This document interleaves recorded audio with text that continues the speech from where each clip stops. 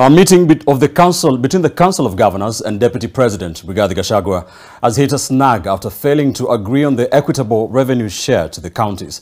The Deputy President has, in what may be deemed as his first public failure, failed to unlock the stalemate and has referred the governors to his boss.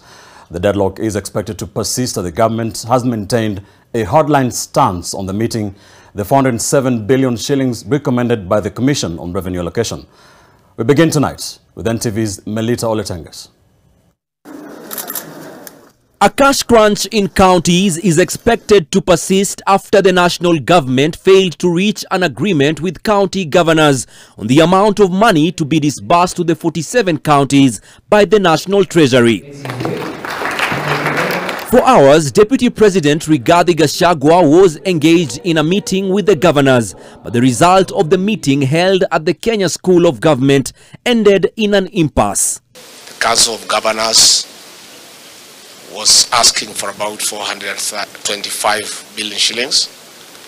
The Commission of Revenue Allocation was proposing 407 billion, while the National Treasury was proposing to upgrade from the current 370 billion to 380 billion.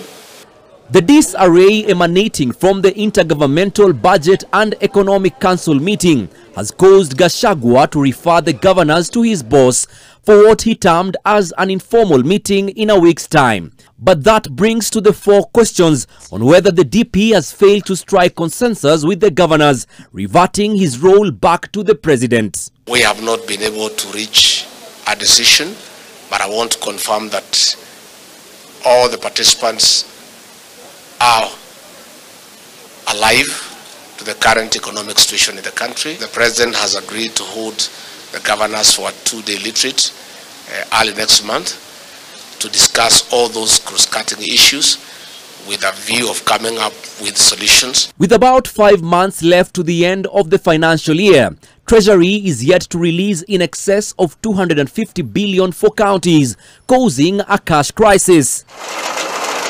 A huge chunk of the money disbursed to counties is spent on recurrent expenditure. A report on pending bills by the Office of the Controller of Budget, dated 31st December 2022, states that over 152 billion shillings is owed by the counties. Over 45 billion shillings of that amount are unpaid eligible pending bills, and over 107 billion shillings are ineligible. Ineligible pending bills refer to those bills that are not fully supported by requisite documentation, instances where goods were partially delivered or not delivered, or instances where services were partially rendered or not. Reason number one is underperformance in own source revenue, leading to budget deficits and unfunded commitments. Governors have also decried stalling of projects that were supposed to be implemented through grants. Whereas the monies were given as conditional grants and appropriated and even appeared on the column of money being given to the counties, and has consistently been given throughout from that time, that money is usually not given to the counties, but instead the money is normally appropriated by Ministry of Transport and Infrastructure through Public Works.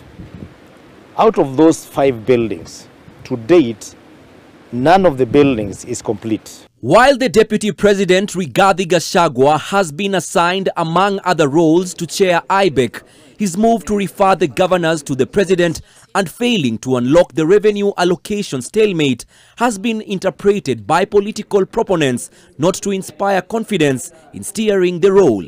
Melita Oletenges, NTV.